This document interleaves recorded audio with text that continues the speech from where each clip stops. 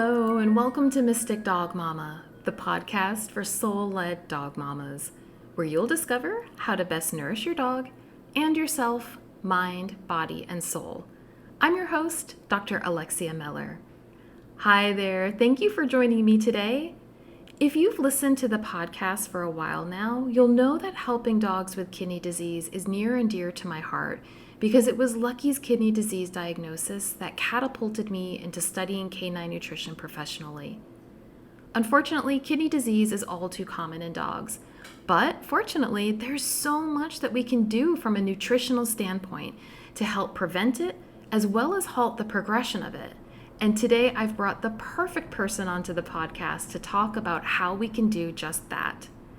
My guest is my canine nutrition mentor, colleague, and friend, Katie McCaul, and today we do a deep dive into all things kidney disease. Katie is an esteemed canine nutrition professional who uses her background as a veterinary nurse, as well as her studies in human naturopathy, specialising in nutrition, and animal behaviour and physiology to bring both a holistic and evidence-based approach to how we support our dog's health and well-being through fresh food. Katie has held roles in research and development as well as formulation for several companies in the pet food industry. She also consults directly with clients who need nutrition support. Katie has conducted research projects, been part of the Raw Feeding Veterinary Society, and recently became an associate registered nutritionist, recognizing her evidence-based approach to feeding animals with health conditions. Katie is also super passionate about education and teaches vets, vet nurses, and other canine professionals about fresh feeding. I just couldn't think of anyone I would rather chat with about kidney disease than Katie. This is a little bit of a longer episode than normal, but it's because Katie and I pack so much helpful information in here to give you a better understanding of what kidney disease is, how to interpret what the lab results are telling you, and how you can best support your dog through a fresh food diet. You'll learn the various roles that the kidneys play and how kidney disease affects them, what factors can cause kidney disease symptoms, and how it's actually diagnosed and staged, and also why blood test results might not always be a true indicator of kidney disease. You'll also learn how reducing stress and anxiety in your dog can help support the kidneys. And we also answered the question, can we replicate what prescription kidney diets are doing with fresh food instead? Spoiler alert, not only can you match what prescription kidney diets offer, but you can do even better with a fresh food diet for kidney disease. And we'll walk you through how and why. We share some great tips on foods to add into your dog's diet and answer common questions around whether or not you need to restrict certain nutrients and when. It's my hope that this episode provides you with some new, helpful perspectives on how to prevent and manage kidney disease, and that in doing this, it takes away some of the fear that I know firsthand comes with a kidney disease diagnosis. There really is so much that we can do to help dogs with kidney disease live long and healthy lives, so grab a pen and paper, you're going to want to take notes. Before we dive in, just a quick note that this episode is sponsored by Aspirationary, which in full transparency is another project of mine where we create books, notebooks, and stationery to support you in becoming all you aspire to be. I'm really excited to announce that we have released a Spanish language version of our popular My First Period Tracker for young girls and tweens, in order to increase menstrual literacy and empower young people to become advocates for their menstrual health. You can learn more about our books on our Instagram, which is Aspirationary, and that's spelled Aspirationery. Okay, on that note, let's go.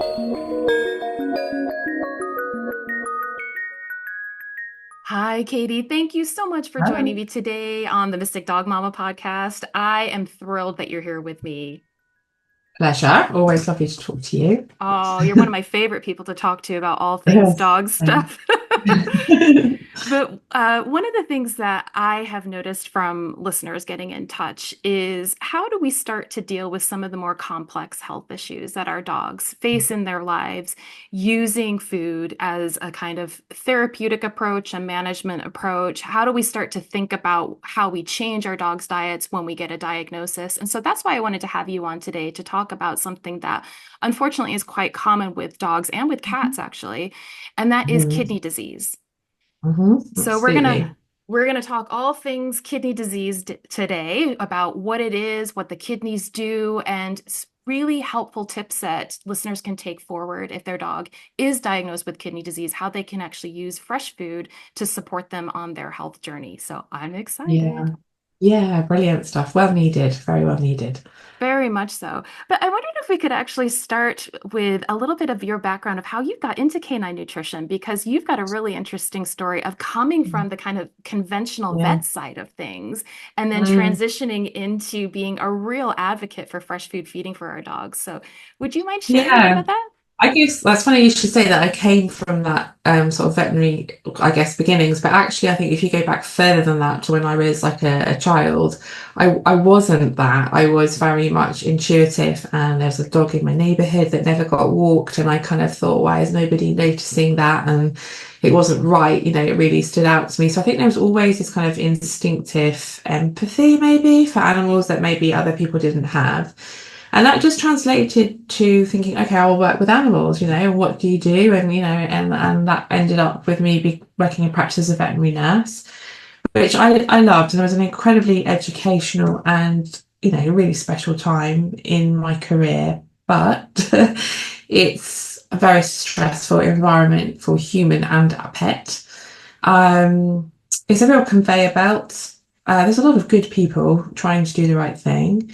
There's a lot of pressure, a huge amount of pressure. So, and the crazy thing is, in any job, like if you become good at that, you then kind of get promoted, and then work all becomes about drug orders and rotas rather than actually working with the animals. And that's sort of where I got to quite young, on the age of like 21. I was a head nurse, and I just completely lost the reason for, I guess, that connection to the little girl that could see that the dog wasn't happy in that street. I was very much like conveyor belt, get this case through, get this case through, and I was lucky enough to be able to take a step out of full-time work and study a degree full-time in animal behaviour and physiology. So having had a very kind of science veterinary based introduction to working with animals, which gives you an amazing foundation on such experience with health conditions. I would never regret that. But then I layered it with this degree where I basically observed different species of animals for 3 years, just being them, So their eating behavior, their social behavior, their breeding behavior, from honestly from ants to like apes, and everything in between. So that, and it was all wildlife. So that turned everything on its head a little bit. Um, and I came out of that thinking really I would work in behaviour, but I probably wasn't mature enough yet to do that. Working behaviour is really about working with owners and counselling the household. And I didn't feel that was for me at that time, although ironically, you kind of do that through nutrition anyway. Um, and so, yeah, I started working for a raw food company, really randomly out of the blue, like the universe, just a friend kept saying, oh, this really amazing company. And I was like, yeah, yeah. And I thought, oh, I'll give them a ring. And they were like, when can you start? What do you want to do? And I went there with loads and loads of questions about coming from my sciencey background, right? So calcium and phosphorus ratios, all the things I'd been instilled in, and this kibble that I'd been taught how to sell. It wasn't relating or translating to this raw food company at all. So I just kept kind of pestering them, really. And they were so good to me. And in the end, gave me a research role, I think, after a couple of years in customer service, which was really, again, a really good foundation. And I just analysed loads of raw recipes, and we send it off to the lab for analysis. We did food trials. I did a naturopath course with the humans to really understand how food is medicine. And I came out of that with just, I felt at the time, a really unique understanding of fresh food and the differences between that and processed foods, how it relates to behaviour and disease. I honestly feel like, this was probably 8 years ago now, something like that. So I feel like I was probably one of, well, I certainly wasn't connected to a community like we are now. I felt quite alone in that, but I felt unique. So instead of working for a company, I wanted to just offer all of that experience to owners, just to cut through marketing, really unbiased as well. So if you don't want to feed raw or, fresh, which in those days wasn't even really a consideration, but how can you just improve on what you're doing and just giving them some space and time to understand what's going on and talk about the pros and cons of the different approaches. And yeah, and I started doing some teaching for vets and nurses, and then it sort of snowballed, isn't it, really, into, I kind of thought I'll give it a go, and here I am, I don't, maybe 5 years later, busier than ever and done commercial formulations and loads of teaching and learning all the time as well. So that's kind of how I ended up here. So I've got like, yeah, a kind of instinctive approach, and then what I learned, and then I've gone back to what I instinctively believed originally, which is really cool. Oh, it's so cool. Yeah. It's so cool. And Yeah. it also it gives you, I found in learning from you and working with you, it's so helpful that you can see both sides of the Yeah. argument, both sides of the coin, both perspectives that the different Mm. worlds are coming to. And like you said, I feel like so much of your motivation is really about how do we support the pet parent to support the dog in a way that is Mm. right for them. And Full it, stop. yeah. Absolutely. Exactly. And meet them where they're at and on their own learning journey as well through this. And so I think that's really helpful that you have that background. And I'm very grateful for it Yeah. personally. Yeah, I think as well it helps the owners because there's a lot of people out there in this kind of workspace, the more holistic view, that are quite anti-vet, Hmm. anti-kibble, quite sensationalist about it, and I'm not sure that that always helps. I've been an owner of a horse actually that I was in, I guess, a similar situation where we couldn't kind of get to the bottom of what it was, and I was got all these people out with different opinions, and I was really poor, really confused. And Mm. I just kind of stood there and I thought, I'm going to follow my instinct with it. But I know what it feels like to be an owner and to get some information from your vet, which should be gospel, but maybe your instinct is telling you that that isn't what it feels like. I get what that feels like. So I can empathize with those people, and that weight of responsibility that you feel towards your pet is huge, especially if you are an empathetic person, that's trying to do their best. It's overwhelmingly huge. And I think for me, it's about bringing like a level of peace. That sounds a bit much, maybe, but to the household. So reducing stress, coming to terms with what the animal that you've got. And sometimes we have to let go of perfect and do what the best that we can with the world that we live in, and it's just bringing that peace, really. That is actually my aim for the owner, is just to go, you've done everything. So you can look back and go, I looked at all the information on both sides and this is what worked for us, and I've got no regrets, that's the important thing for me, with people. Oh, I agree with you. And that echoes so much of my own journey of how I even Mm. got into canine nutrition in the first place. And one of the reasons I'm excited to talk to you about kidney disease is because that's kind of near and dear to me and my heart because of my little munchkin Lucky, Mhm. and Mhm. how I also felt like there was when I was in that moment of he's got a diagnosis. I don't have a support system to help me think Yeah. through this to even, Yeah. I mean, I'm somebody like you where I've got the really empathetic, compassionate side. I'm very Yeah. intuitive, but I'm also very logical as well. And I have a research Mhm. background. And so I wanted both sides. And I felt Yes. like I was really struggling with getting the information that would help me to make the decision that was the best decision that I could make at that time, Oh, given a mhm. variety of circumstances. And I think that's the important thing to remember too. It Like, is. you It know, and is. your circumstances will change and your dog is going to change. And so how do you become empowered to be an advocate for your dog is a big Mm. thing that I'm interested in, Yeah. so Yeah. that you, and I think that's part of what I'm trying to do, like with conversations like today, to give people enough information as a starting point to then be able to go back to the various parties, whether that be a vet, whether that be a Mhm. nutritionist, whether that be your chiropractor, whatever, it doesn't matter, but to be able to ask the appropriate questions that help you make the decision Mhm. that's right for you and your dog. Yeah, yeah. And that's what I think a lot of people don't have time for. So a vet doesn't necessarily have time for it. It's very much A plus B equals C. This is the problem. This is what you need to do.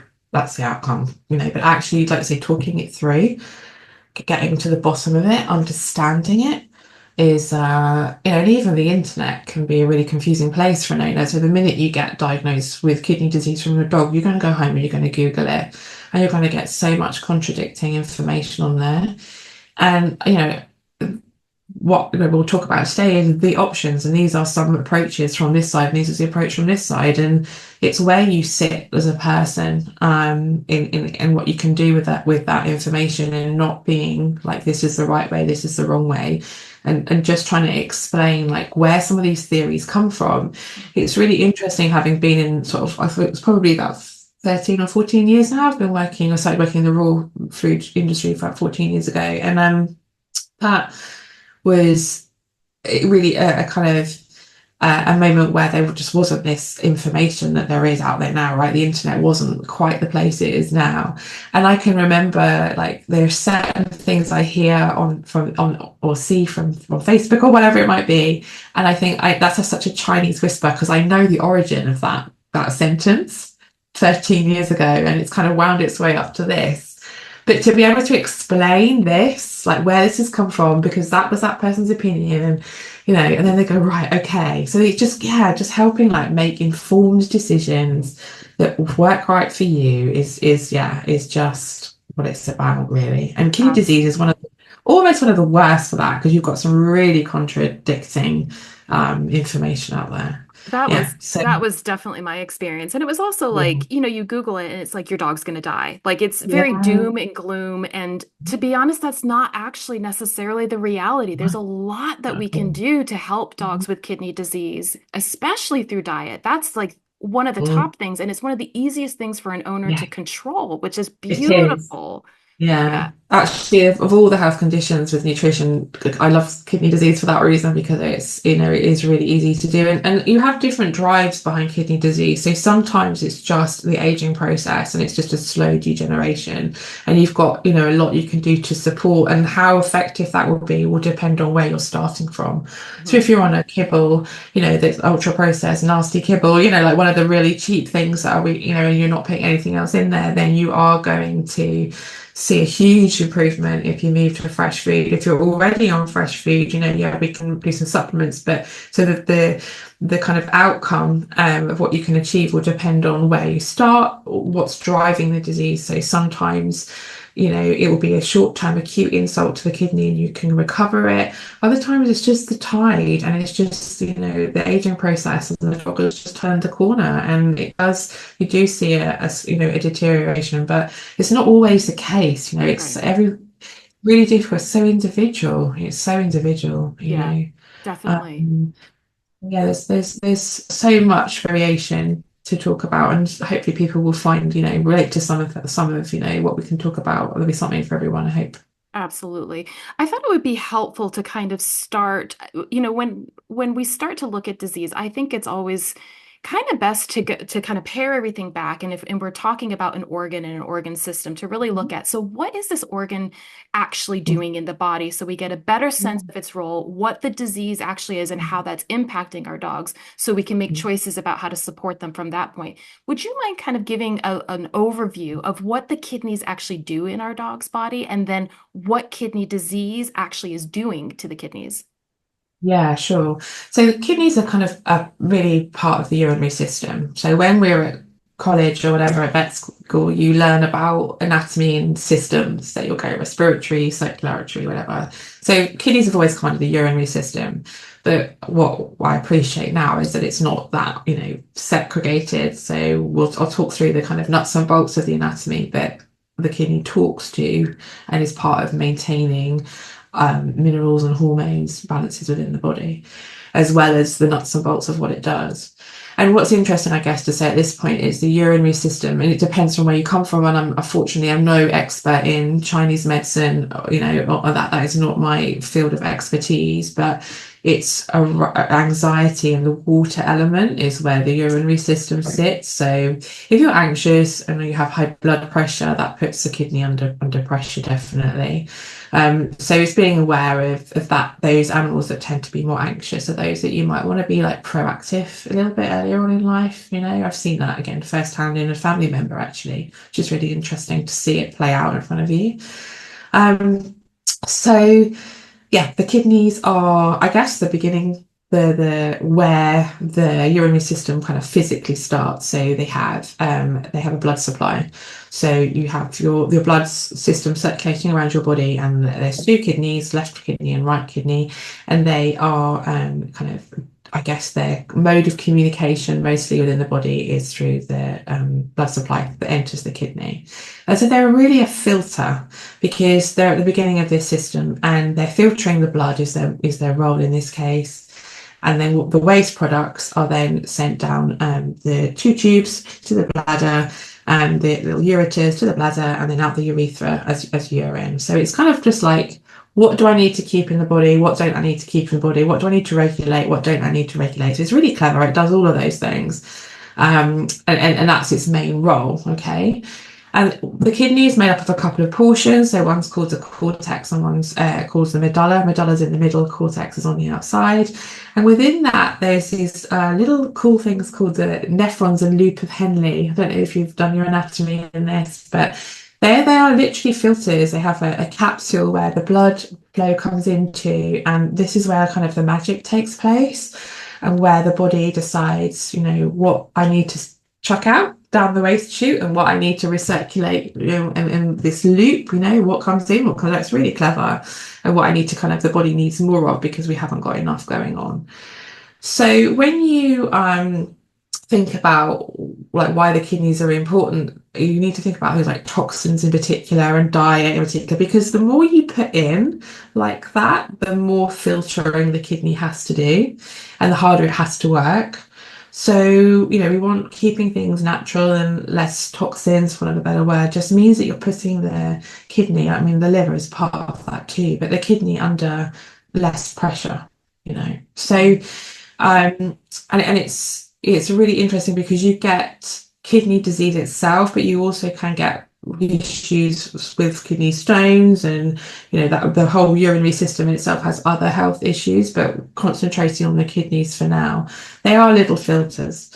They also play a role in, say, vitamin D and calcium regulation, antidiuretic hormones. So how much water do I need to be reabsorbing? So they're communicating with what's going on in the body, all the time. So they're super important. You can cope with one really well. And we see some dogs actually, I've seen a few over the years that are like age 1 or 2 and they have kidney disease because they have really small, genetically deformed kidneys.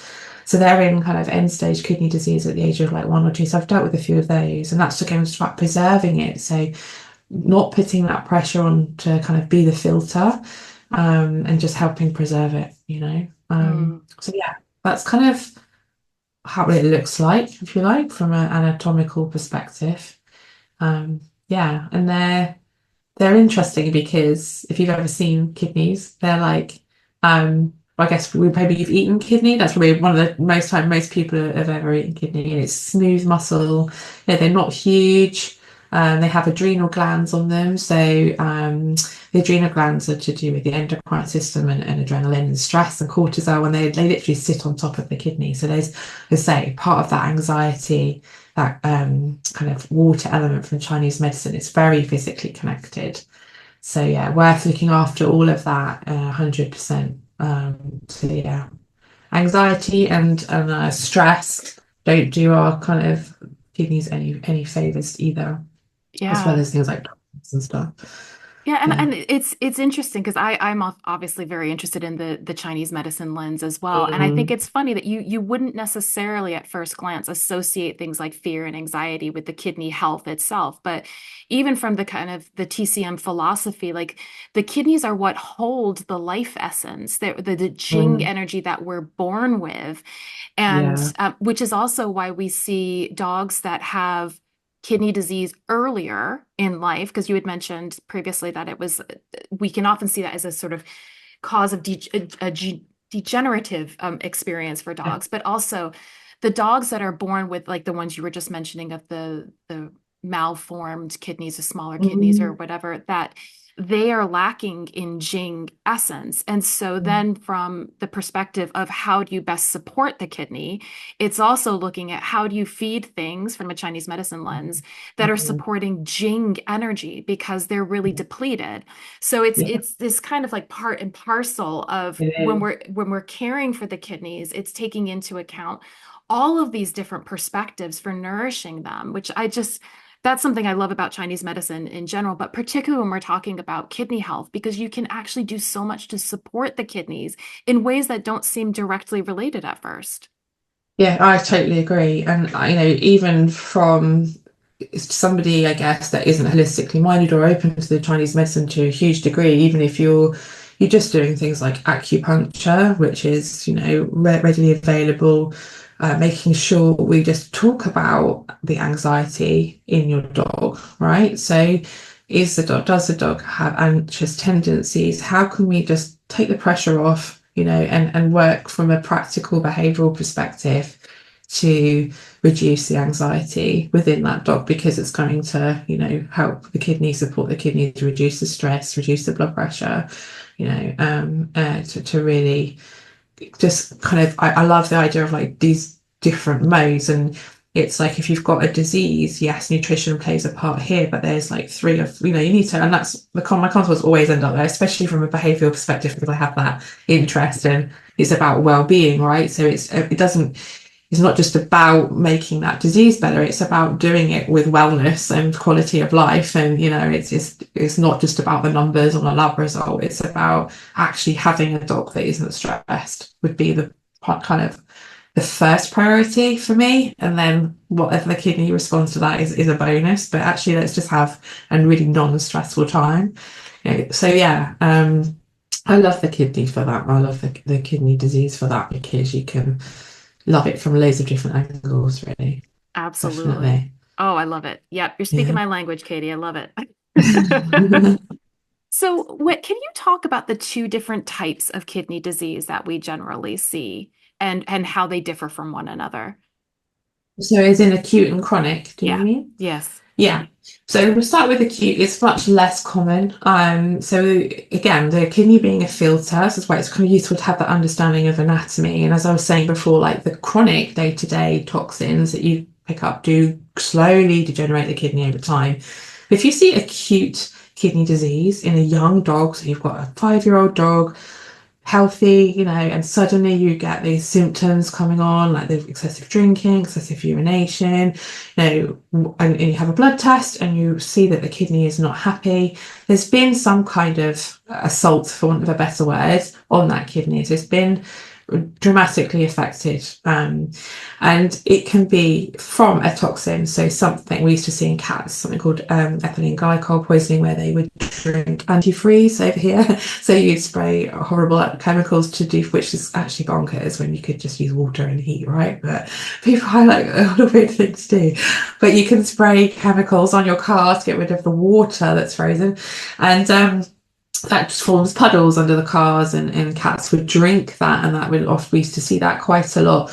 You'll see dogs that have come across something in the home and eaten it, and perhaps some tablets from somebody, or yeah, something along those lines. Vitamin D is one that's known actually quite well connected to kidney disease. Like they suddenly take on 200,000 international units of vitamin D in the kidneys. Like, whoa.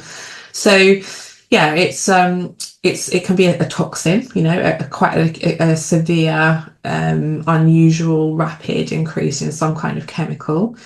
So that causes acute. You can also have infections that can cause acute kidney disease. So sometimes you get bacterial infections coming up from the bladder, up the two ureters that I talked about. You've got your kidneys, your ureters, and I should have a fancy PowerPoint, shouldn't I? Your bladder. But if you have common, like chronic, like this is my hand, if you have like chronic inflammation in the bladder and chronic bacterial infections, then that can creep up the ureters into the kidneys and cause inflammation, an infection, and then you'll see a decline in kidney function.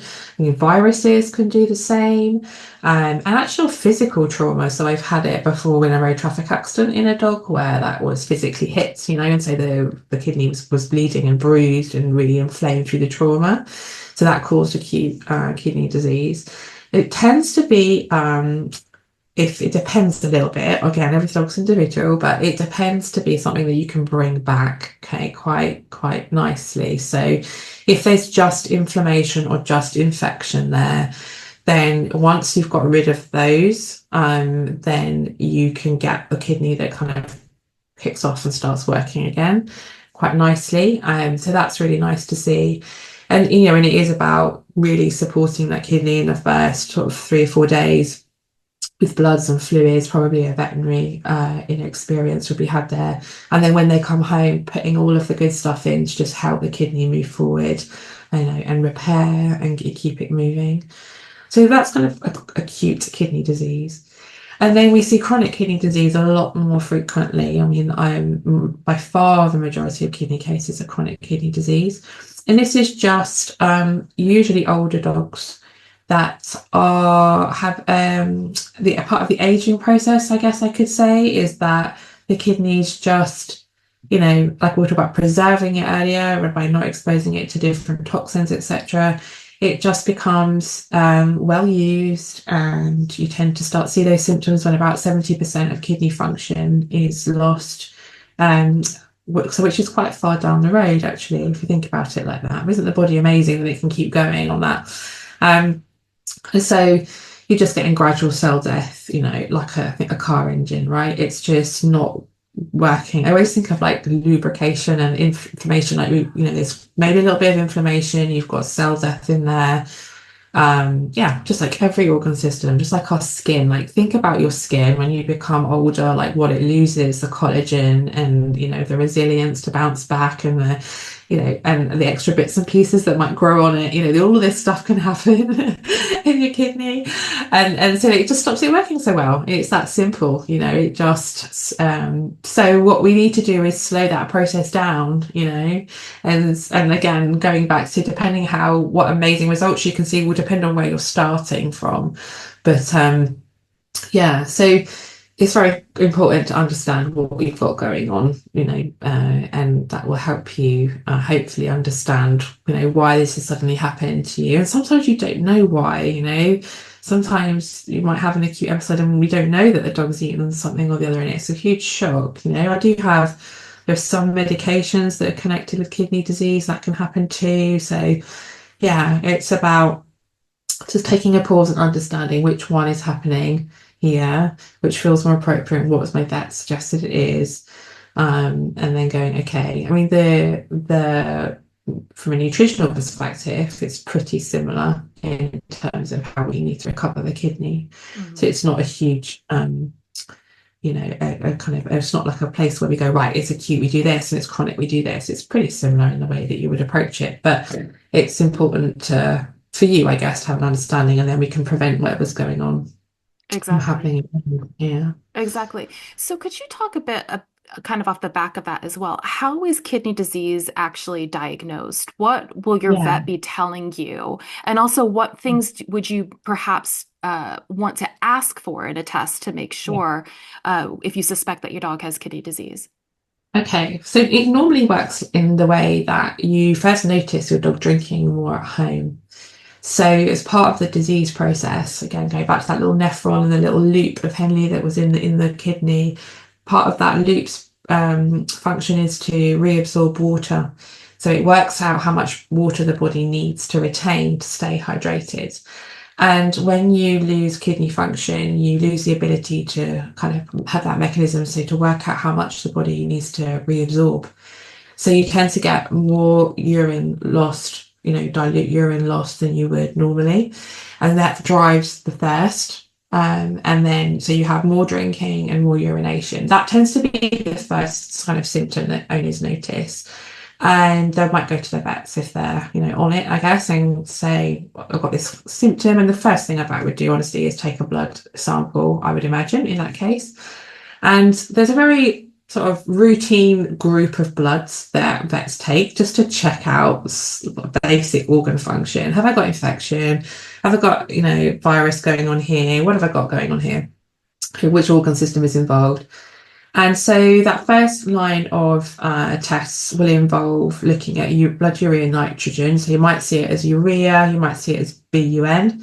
and creatinine, or CREA, as it might be abbreviated on the blood test. So they're the kind of two early indicators. If your vet's kind of really suspicious of kidney disease, they might do a SDMA test. So what's important to remember when you're having a blood test is that the general health profile, which is what I was describing, would check all function, all infection, virus. It does a general check. But if you want to be more specific, you have to request that specific test. So just lots of people will come to me and say, oh, I've had a blood test and it's all fine, so I don't think there's anything wrong with my dog. It's like, what did they test for? You need to understand what they've tested for. So you'll get a bit of a look, but urea and creatinine only really become raised when you're that 70% into kidney disease. And so, I mean, you get an idea whether it's low, medium, or high, really, in kind of the normal ranges. But that might give them a clue. But if your vet's suspicious because of age or maybe something in the background, they might do a test called an SDMA test, which kind of was marketed. It's not new anymore, but it was new to me when I was in practice. And it's like an early indicator of kidney disease. So it's supposed to be picking up a kind of a lack of function, for want of a better word, earlier than the BUN and the creatinine. But it's so unreliable in my experience. You'll get some, again, it's such a moment to remember that you need to look at all of the whole dog in this. So if you're watching this thinking, oh, my dog's got a high SDMA, and my vet said it's got kidney disease and I've been off a prescription diet and whatever, then you just need to hold on a minute. How old is your dog? Are you seeing any symptoms? Let's do some work that can support a kidney, but because that's not really compromising anything, it's all just healthy stuff. But retest it in 3 months' time and see where you're at, because I've had so many SDMA tests that are variable. So they might be up one test, down the next test, and there's nothing else in that picture. So it's not, I've acknowledged it, I've seen it, I'm going to put a couple of nice things in the diet here, but I'm not going to panic or live and die by the fact that, we've now got kidney disease. Mm-hmm. The other parameter really that you'll look at in later stages of kidney disease is phosphorus. So in that general health profile, phosphorus is a mineral that they look for the level of. And again, the kidney loses the ability to excrete phosphorus once it's not functioning properly. So you get a build-up of phosphorus in the bloodstream, which is then picked up on the blood result. It doesn't tend to happen until the later stages. So you probably it's an interesting one you probably got to it before that point. But yeah, so that will help you kind of see, is the disease progressing or is the disease not progressing when the phosphorus is there or not. And it's a problem if the phosphorus is in the bloodstream, because the calcium and phosphorus levels within the body need to sit within a ratio. And if the phosphorus is high in the blood, it draws calcium from the bones to try and keep that ratio. And then you can get secondary issues with weakened bones, etc. So yeah, that's, it's just keep checking, keep looking, and keep modifying as you need to. So I think, and then urine, obviously, sorry, talk about urine. So hang on a second. On the back of the blood work, your vet will hopefully do a urine test. So what you're looking for here is a couple of things. One is concentration. So there's something called specific gravity, which is just a fancy word for concentration. And it just shows you, again, like trying to see if the kidney has lost the ability to concentrate urine. So if your urine is nice and concentrated, which your vet will know the normal range is, then great, the kidney's still functioning in that way. That's a real positive. If the urine's super dilute, it makes you think, okay, then we're struggling here, and therefore, we need to kind of step up what we're doing. Protein in the urine is something else that is a little bit of a woolly one, protein, and I don't, again, live or die by it, but if you do have some protein in there, there is a potential for the kidney to be kind of leaking out protein through its urine. So again, thinking about that little unit where it decides what should go and what should stay in the body, it shouldn't really be losing protein through there. It should be retaining the protein in the body. But there's again a new test, which isn't new at all, but new to me in practice, is the UPC, urea protein, like the ratio. So that's much more specific. So actually, if you've got a tiny bit of protein, there's no need to panic. Sometimes it's there just because of the concentration at that time, or there's something else on the, it can be a real, it's not that clear. So it can be other factors. You might have infection or something else that's causing that.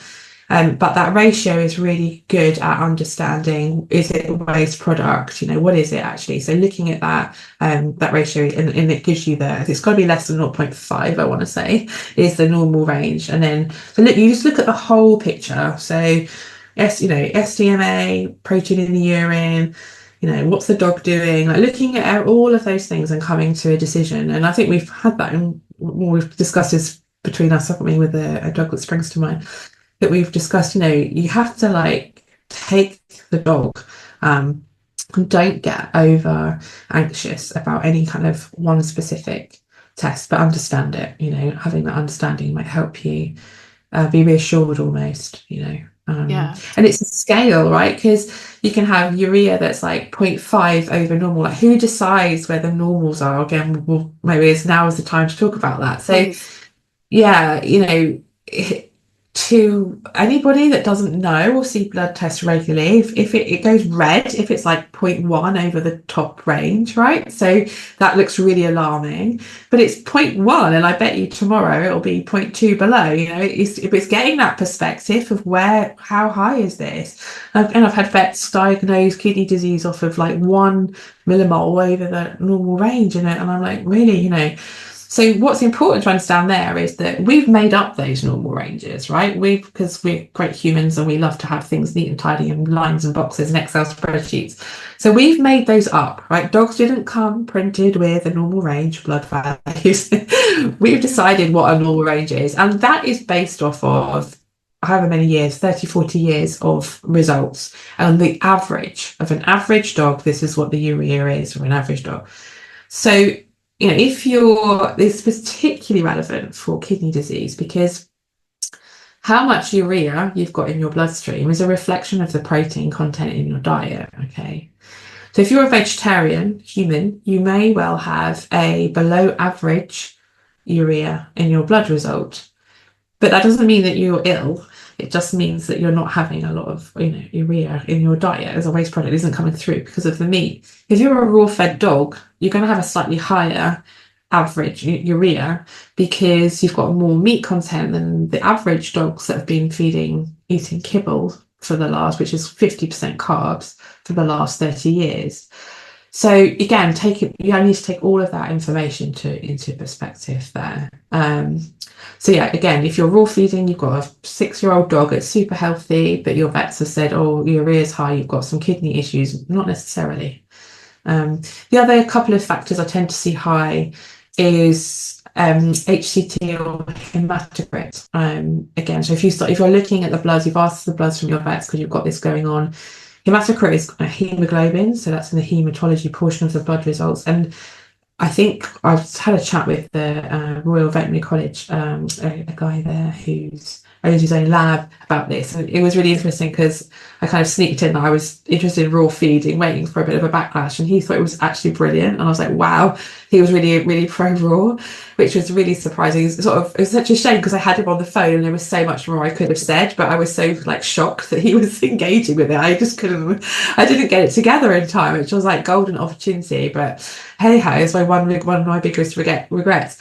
But he's thought that the iron in blood, in raw food or fresh meat is much more bioavailable than synthetic iron.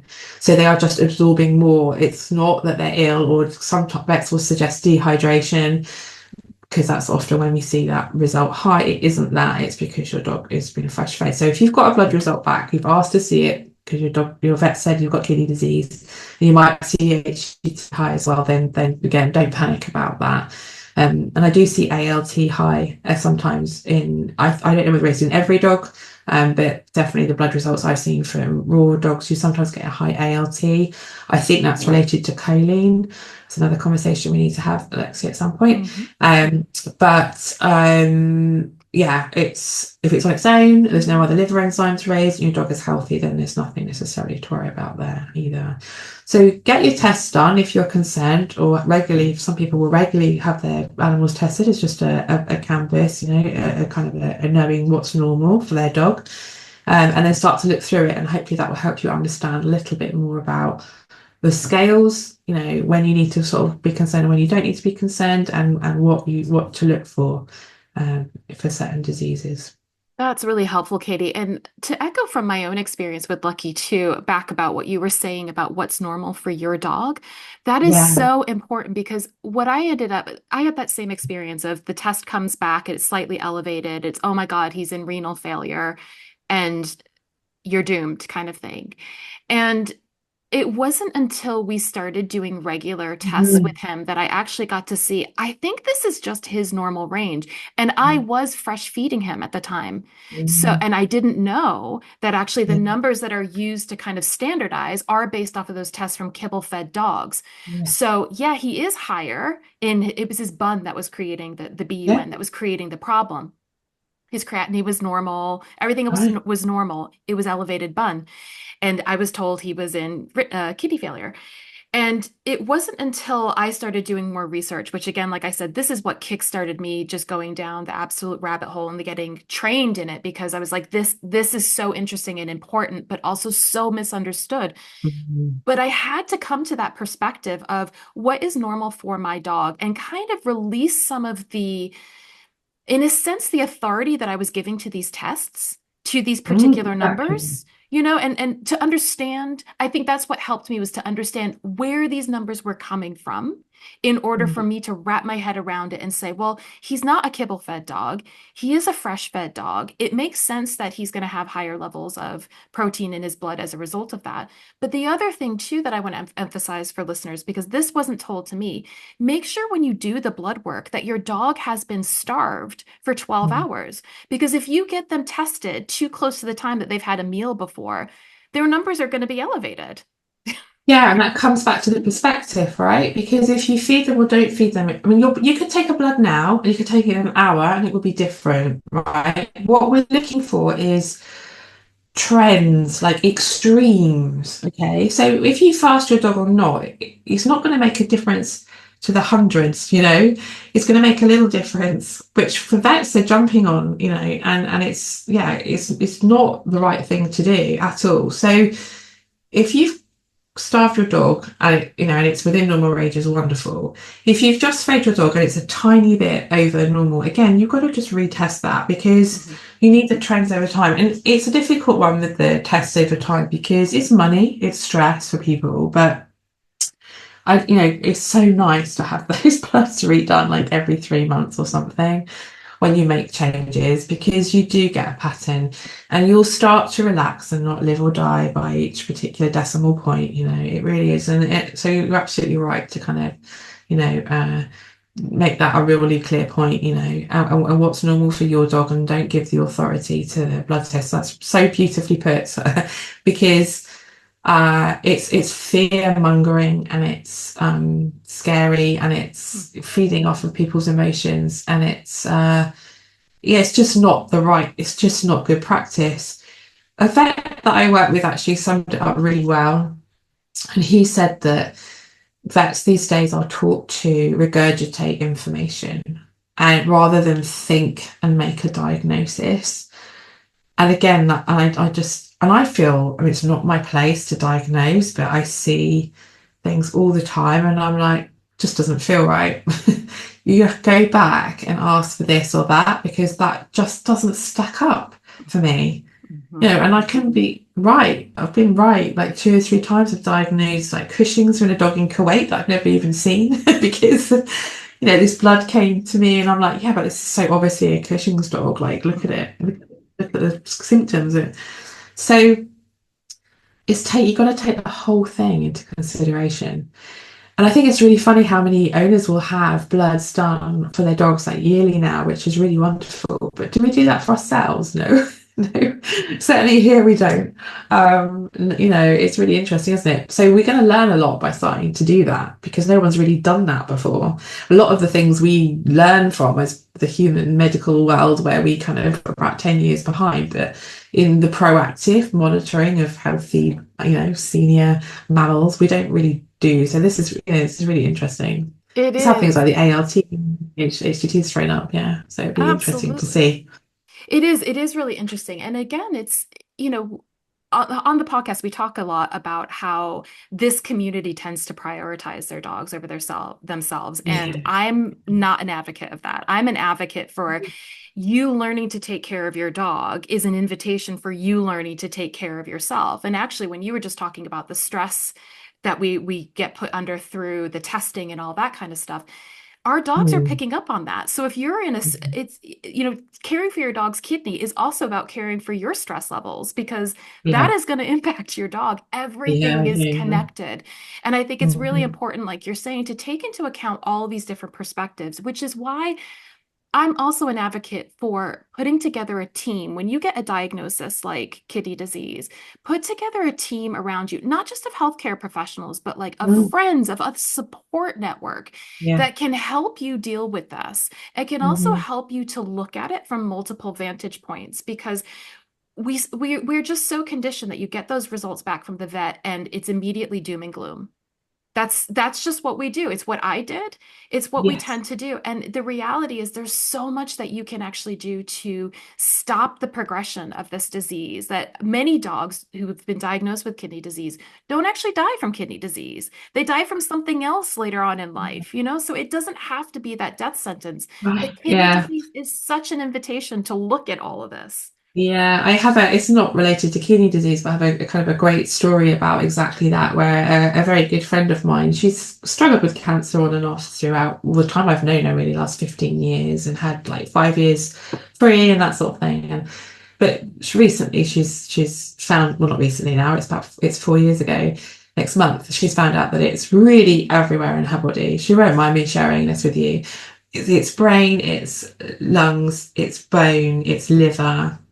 I think that's it, right? So you read what I read, she shared with me her report from the hospital.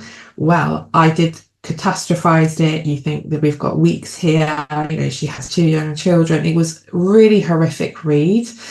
And you couldn't relate this to the girl that was picking up her kids from school and, actually really well. So she's an amazing advocate for someone who eats well, who supplements well. And 4 years next month, I mean, this summer she's been on holiday to two foreign countries. She's climbed some amazing Ben Nevis up in Scotland. She did half of that this year. She's an amazing force of life walking around doing her thing, right? But if you'd have read that report, well, I did, and I thought there is no way. And she's an astounding example of, the diagnosis is not the story. It really, really gets to me because, especially with words like chronic failure, failure, disease, chronic, or the horrible cancer word. It's such a ridiculous word to use because we are setting, the tone for what this story is going to be. If you would say the same thing, like, oh, there seems to be some kidney function that could be improved upon here, you don't end up down this panicky spiral. And also, I think it's worth saying that however much knowledge you have, however common sense you are, like you might be a human nurse, you might be a human GP, you might be a human nutritionist, whatever it might be, or an animal version of all of those, when it's your animal, I mean, I'm a total owner. I would go into a complete spiral. I don't know what I'm doing because you can't think straight, right? Because you've got all the emotional baggage. So having the support network around there, and that's very much how I feel my role is when with my consultations is yes, it's about the food and the supplements, but I am there as a support role to say what you think and feel in a really nice, friendly space and to kind of get it out, so you're not so stressed and it isn't, kind of dominating your home. And, have definitely called people up and gone, like, said, this is enough, like you've gone too far, in the nicest possible way. this isn't helpful to you with the internet and all the information that's on there, and you've really gone there, Hmm. you need to just pedal back a little bit and just keep those kind of the bigger picture in mind here, which is what your dog is living in the now with you, and what he cares about or what she cares about is the routine today, how you're feeling, what your energy is. Yes, they have a memory, yes, of course they do, but I think they live in the now much more than we do. And actually, sometimes I envy them that they have no clue what their blood results are. They have no Hmm. clue what their, scan results said. Yeah, They can just be them. And that's so fortunate for them. it And we is. can't carry the rest. But we know too much sometimes. It's true. And it's funny, as somebody who practices animal communication as well, and I've communicated with dogs that have passed and dogs that are currently in difficult health Mhm. situations as well. Their relationship to disease, to life in general, but like to Yeah. disease is so different to Mm, ours. It's mm, so different. So they're not in that worry state. They're not in the doom and gloom. Like you're saying, they're very present. And yeah. actually, they have almost like my experience anyway has been they have almost like a higher level perspective on what the disease is actually about. It's a Hmm. much more kind of spiritual perspective, a spiritual understanding of not only the disease, but also their role in your life with that disease. It's Hmm. incredible. It's incredible. And I Yeah. think that's part Yeah. of the gift that they offer us when they Yeah. are in those circumstances. But again, it doesn't make it a nice thing to have to go through. I'm not denying that whatsoever. And like you, when it was lucky, I was total owner mode, and Yeah. I was researching everything and how do I Yeah. control this? And as much Yeah. as I advocate for not trying to fix, I was trying to Yeah. fix it. And control, yeah, all of those things. It's awful, isn't Yes. it?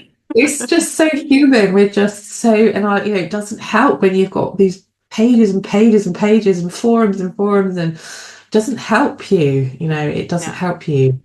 Yeah, but it's hard to resist, and something about human nature that always likes digging. The more kind of sensational something might be, the more dramatic it is, and yeah, it just really can get out of control. So Yeah. yeah, hopefully we can just kind of like roll you back a bit, Yeah, and keep exactly. the perspective and keep the stress down. Exactly. So, Kate, I wanted to ask you, so once somebody has had those tests done, and if it has been actually determined that the dog has kidney disease, could you kind of walk us through what happens then from the staging of the disease, and then what are the things that we want to consider in relation to those stages? Okay, so there's a website that if you're interested in it, that is you are allowed to look at. So the Iris website, which is again, this wasn't around when I started practice. We've all dealt with this with before the Iris stage kidney staging became a thing. It's human invented, the stages. It's like I talked to my son the other day, and he was saying, well, there isn't such a country as Spain. We've just made it up. We drew the line. And I was like, wow, that's so true. And it's the same with the stages of kidney disease. We've drawn the line, right? So we've invented these stages, but it's okay. It helps us to understand progression or whatever. So, okay, I'll acknowledge that. What it is it's just describing the changes in blood and urine results, and to an extent, clinical signs, as the kidney might be, continuing down its journey of aging, if you like, in the case of chronic kidney disease. So it is what it says. Like stage one is really early stages of kidney disease. So you started to see some BUN, phosphorus, creatinine, SDMA changes. And you'll see on the website, again, insert pre-prepared PowerPoint slide, but you'll start to see, if you have a look, you'll see the parameters. So it sets out the parameters for stage one, and you'll be able to look at what's happened with your pet and relate to the stages. So it's not some kind of amazing physical thing that's happening with these stages. It's just humans making a table and saying, oh, urea is zero point 0.4 under that, so we're still stage whatever. So stage one is really early. Stage two is building on that. Nothing else particularly changes. Your urea, esteemed, creatinine will be up. Then you start to get the phosphorus included, being up in stage three. So this is when you get phosphorus retention. As we were talking about before, the body, the kidney loses the ability to excrete it. So that brings it onto stage 3. And then you have a stage 4 where you have protein loss in the urine is quite severe. The dog's losing muscle mass because it's literally leaking protein throughout its body. It's not able to regulate that. So all the staging is a graduating scale of describing the lab results of what's going on in your dog. So it's very clinical, but we seem to like it for some reason because we like things in tables and squares. But it doesn't talk about the energy level of your dog, the appetite of your dog. It doesn't talk about, the drinking or anything that's kind of important to your dog. It's just based on our results. So take it with, as that.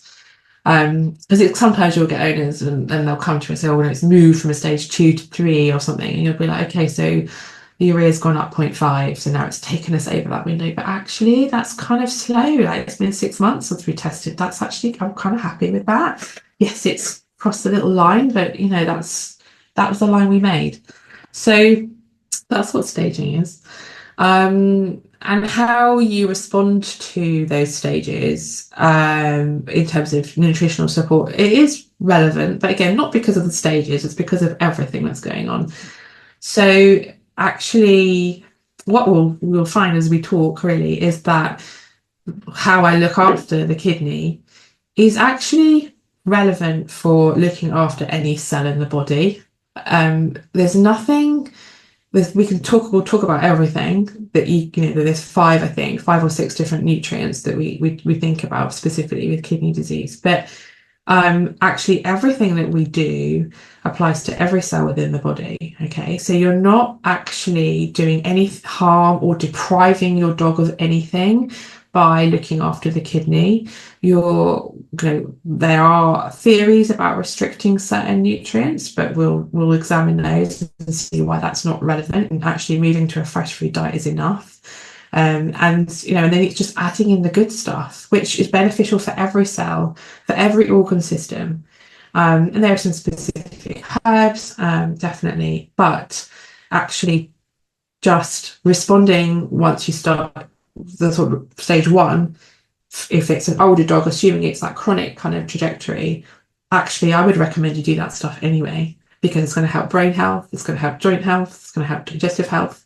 So yeah, it's related to kidney to a degree, but it's relevant to the whole dog. So it really becomes different and unique when you get to the end stages. So when you have a dog that is just leaking protein and we need to start looking at other ways of getting calories into that dog, then I will think about using carbohydrates perhaps a little bit at that end stage. And that doesn't mean I don't go, oh, it's stage 2, now I need to do it. Oh, it's a stage 3, now I need to do it. I look at the muscle mass of the dog. Is this healthy? It's called nitrogen balance. Okay, so it's about balancing. No one knows this, right? There's no test that you can determine where the nitrogen balance is. So nitrogen in is urea, it's protein breakdown. So they just call it nitrogen balance. But it's about getting the right amount of protein in that's maintaining your dog's muscle mass versus not too much so you're not overfacing the kidney, and so there's a fine line there to be had that means that the dog's keeping really good muscle, it's not using protein in the urine, and that place might move over time. So you might need to adjust it in over time. But yeah, certainly initially there isn't any restriction, in my opinion, that is really needed. It's just putting. That's really interesting, Katie, because I think those are the big questions that people get in touch with. Like they hear the diagnosis of kidney disease, their pets are saying, or their pets, their pets are definitely not saying this. Their vets are saying prescription diet, low protein prescription diet. And something that was really interesting to me was for one of my courses in canine nutrition, I did a literature review on kidney disease. And I was interested in what is going into those prescription diets and what is that based upon? Why are they restricting certain things? Why are they adding certain things in, etc., in order to get a better understanding of the intention behind those foods and whether or not we could replicate that with a fresh food diet. Spoiler Yeah. alert, you can do way better with a fresh food diet. But what was interesting is the emphasis that's put with those prescription diets on reduced protein. They are often adding as well appetite and chemical appetite enhancers because Yeah, a lot of I dogs do. with kidney disease, they start to feel nauseous. So they Yeah. will stop eating or refuse certain foods, which then becomes a problem. And that can also can contribute to the muscle wasting if they're not eating. So what I tended to see was reduce protein, reduce sodium. They would start to add in some omegas because from the FDF, AFCO, and NRC perspective, omega-3 fatty acids are not considered essential for adults. So now in the prescription formula, they're adding them back in because they're seeing the benefit. I mean, Yeah, yeah, crazy. the whole, I mean, that's, don't get me on it. But, and then they're looking at reducing sodium and then Mhm. calcium, as you said, becomes an issue. Could you walk us a little bit through you? So you're saying we don't, so we might not have to reduce the Yeah. protein. So, Yeah, for let's example, have a look at that. So let's go through the six. I think there's six. We'll see. Nutrients and how that relates and what's going on. So as you know, like so, there's a book called the Small Animal Clinical Nutrition Book. So I did exactly what you've just described like 8 years ago. So I thought, okay, I get this fresh food thing. Can we replicate what the prescription diets are doing with fresh food? Can I do that? Is that possible? So then I basically began that by copying the small animal clinical nutrition guidelines for kidney disease. So they list these nutrients that we need to be restricting. And that, as you know, again, you can compromise quite a lot on other things. So reducing, if you reduce your protein, what do you add so it kind of doesn't become right. And then the more you dig, the more you find these rabbit holes, and here we are at the kind of our conclusion. So looking at that small animal clinical nutrition book and the kind of table that walks through all the nutrients you need to consider for kidney disease, let's just take one at a time and examine it from both perspectives and then see where we end up. So the first one, which is not ever to be kind of underestimated, is water. So with kidney disease, like having hydration is super important. The kidney might be losing the ability to retain water. You're going to have a kind of semi-dehydrated animal if you're not giving it an opportunity to drink enough water, and you're going to see excess drinking, which is not the way to take in water. You should be taking it in with your food naturally, not gulping it all in, right? And I see it, or used to see it in practice when you would get the really end stage kidney disease patients that really were dehydrated because they couldn't, doesn't matter how much they drank, the body was just losing it more. So they were really dehydrated and they felt awful because it makes you nauseous. They didn't eat that whole cycle we are talking about. They obviously had a hangover feeling. You could see the headache in them. And you put those animals on a drip for 24 hours and the blood results come down and it's like oxygen. If ever there was a advert for drinking more water, it is watching an animal go through that 24-hour recovery period from dehydration to hydration. They're bright, they're sparky, the cats were cross, they wanted to go home. Whereas when they come in, they were like really depressed in the corner, looking just awful. And then you come in the next morning and they'd be like, wow, and it's so powerful water. It's unbelievable. So the fact that they make prescription diets that are dry is an absolute it's the most ridiculous thing. So number one in small animal clinical nutrition guidelines was feed a wet diet. Okay, right. So that's easy with fresh food because it already is wet.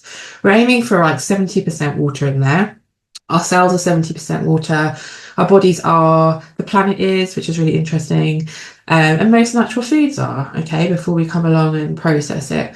So yeah, an equilibrium of 70% is going to set your dog up or cat up because it's going to keep that the blood kind of like from not becoming too concentrated and keep that hydration up, which is going to help them feel loads better. So that's easy, simple tick. Job done. You can add a little bit of water to the food if you want to. If you're worried that your pet isn't drinking and it's on like a wet diet, then it isn't necessarily a problem. You can add a little bit of dilute bone broth or a little bit of goat's milk sometimes to just help kind of, especially if you're in a hot country or you have done some exercise and you think, let's just flush you through. That kind of thing can be really useful. So hydration all the way, no questions. No one would really argue with me on that, apart from those that make dry kidney disease food, maybe. And so then the second nutrient in the table is protein, which kind of is like I kind of sigh internally every time I do a consult because I have to go through this kind of really confusing explanation about protein and kidney disease. And we've touched on it already. But the clinical guidelines suggest reducing the amount of protein down. I think it's 15 to 20% dry matter basis. And most fresh food diets might be 65, 70% dry matter protein. So you've got quite a wide gap there. So you ask yourself, is it possible to do that with a fresh food diet? And the answer for me is not particularly easily, because you have to increase the fat and increase the carbohydrates to keep the calories in. If you're going to reduce the protein, you've got three sort of chances of getting calories in: fat, carbs, and protein. And if you have to lose one, you have to increase the other two. And I think I'm not a fan of carbohydrates in general because they will infect affect absorption of minerals. You get all sorts of inflammation potentially depending what you're putting in there. We don't have to talk about that today. And fat can be an issue for these guys too, because if they're older dogs, we have a lot of animals that are on the prescription diets, KD or whatever it might be, renal support, that because they have got that little bit higher fat content, they can get like upset tummies or pancreatitis. So it doesn't serve well to do that. When you start looking at the research around reducing protein, what's happening is it's a magic cure, because going back to that, if you're a vegan, your BUN and creatinine come down, right? The urea and creatinine is just a reflection of the level of protein in there. So you're reducing the protein down, and oh, hey presto, the urea and creatinine have come down in the blood. It doesn't mean the kidney's doing anything different at all. It just means that the level that you're putting in is being reflected. So everyone's kind of happy because, oh, my urea and creatinine's come down on this diet, but that isn't actually, yes, it has on paper, but that's not actually what's going on. Nothing might have changed within the kidney. So yeah, so there's that. And then there's the research that really, there's plenty of papers out there that back up that like feeding a diet that's protein based for dogs does not cause kidney disease. There is really lovely evidence now to prove that that was a myth that would go around a lot. High protein diets cause kidney disease, and that's not the truth. And actually, what seems to be really important is that we feed good quality protein, right? So protein that the body doesn't have to transform into certain amino acids. And again, it's just taking the pressure off, right? If you're feeding muscle meat, it's just going to be broken down into the chains of amino acids and put straight back on as muscle. If you're feeding maize, gluten, right, the body's got to convert all that, break it down, and then deal with it and put it back together. So there's that. And so the real theory is, there's a big movement, and this has gone up and down my entire career. So I was 19 when nearly 30 years ago that I started working in this industry. And in that time, you go to a seminar and a conference for 1 year, and the whole argument around protein has been constantly being debated. Like, when do you reduce it? When do you not reduce it? So, but I really feel like you feed good quality protein. You might want to not, you might want to take some pressure off. I'm not saying you reduce it to below anything other than, a sensible amount that's still balanced. But if you're feeding 80% meat, you might want to take it to 70 or 65, but keep the quality there, keep the dog happy and healthy and eating its food and keeping that muscle mass on. Oh, my computer's about to run out of battery. That would be tragic, wouldn't it? There we go. But I agree with you, Katie, on that. Just to echo that, when I was doing the research, the papers that were the most helpful for me understanding the way we want to think about protein was very much centered upon the quality of protein and looking at the way this goes back to our conversation about fresh foods, sort of generally about the bioavailability. The body is so much more receptive to higher quality proteins, and it doesn't just put less stress on the kidneys, it puts less stress on the entire body. So again, looking at the whole system, it's just a no-brainer. And so I think that's an important thing if you are a pet parent that is starting to research some of this for yourself. Look at what the research, first of all, who's paying for the research? That's always a good question. Like, look at the studies and who's paying for it. What is the bias that's going on with that? But look at what they're talking about in terms of protein. What proteins are they using to test? for example, Yeah. and what and compare to, and I guarantee like 9 times out of 10, you're going to see a really positive report on when we are using proteins that the dog's body was designed to eat. Going back to how we understand Yeah. what dogs are supposed to eat based upon how they evolved with us. They did not Mhm, evolve to eat corn gluten. mhm, mhm. So that's Yeah. going to have an impact on how the kidneys And it function. and it can be confusing because if you're on a diet already that say you're on a kibble, right? That's 50% carbs and maize gluten, whatever. And then you move to a fresh food diet. Sometimes you don't see an improvement in the BUN values because of what we've just talked about, right? Because you're feeding a meat-based diet. So that can be kind of confusing for people because you feel like you're not getting an amazing result. But Mhm. actually, it isn't like let the body do its thing with its own, that's quite a big change if you're Yeah. changing from kibble to meat. So make the change. You're not putting more pressure on it, but I do have that a few times where it's like, oh, it hasn't come down. And I'm like, I almost wouldn't expect it to come down because you've been on kibble, right? And all of everything that brings. And then you've changed to fresh food, which is going to be making amazing changes within the microbiome, which we'll talk about in a minute as well. That's going to be helping it. But yeah, it doesn't mean that you're not improving the work of what the kidney's having to do. You absolutely are because it's wet. It's it's muscle protein. You haven't got all the toxins that come along with it that the kidney's got to deal with. So yeah, just I guess kind of hold fire. Like don't Mhm. panic if you don't see a change in that immediately.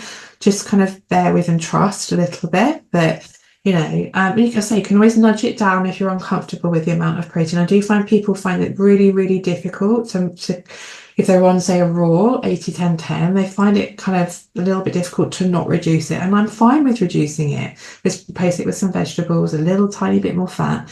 I'm okay with that, if that makes you feel better. Mhm. But trust me that quality is by far the most important. It really is. Right. I think that'll come through in time. Yeah. But yeah, and it's hard to go through all that, when you're an owner and you're just, protein everywhere. It's really hard because what we're saying is so contradictory to everything that's out there that it's Right. hard. I get it. I get Yeah. it. I It is, and, do. and and that also links to the phosphorus issue too, because phosphorus Yeah. is found in meat as well. So people who are already feeding meat will feel like, well, I'm supposed to reduce protein and I'm supposed to reduce phosphorus. Should I be pulling out some of the meat? What do I put in place? But also grains have phosphorus in it as Yeah. well. So, Yeah. Yeah. how do we start to think about it? So maybe that's a good time to talk about the phosphorus issue. Yeah, phosphorus is next on my list. So phosphorus is really interesting, and we've kind of this has been bumbling around for probably 3 or 4 years. There was a paper on cats. I don't know if you've seen that one about the type of phosphorus that we feed cats for kidney disease and how that can be relevant. And then, Mhm. you threw a couple of papers up at me recently, which I've dived into, which really kind of backs up what that original paper was saying, but it's there in people rather than in animals. So in the clinical guidelines, we are kind of told to reduce the phosphorus in a renal diet down to like 0.5% dry matter. And a classic fresh food diet would be about 1%, say 1.1, something like that. So halving the phosphorus. And that can be slightly challenging to do, but it's definitely achievable. Reduce the meat content, don't use bone necessarily because bone meal powder is very high in phosphorus. So that can be achieved completely.